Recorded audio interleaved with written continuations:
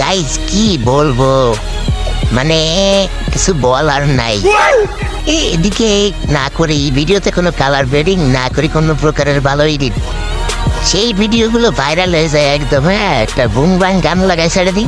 আর যে ভিডিওগুলো এডিট করি, কালার গ্রেডিং করি, ওগুলো তো মনে করে সারা বাড়ি 125, 26, 130 এরকম ভিউজ।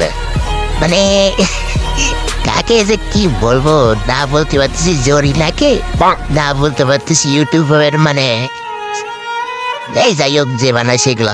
আরে ভাই কি বলবো, মানে বলার কোনো ভাষা নাই।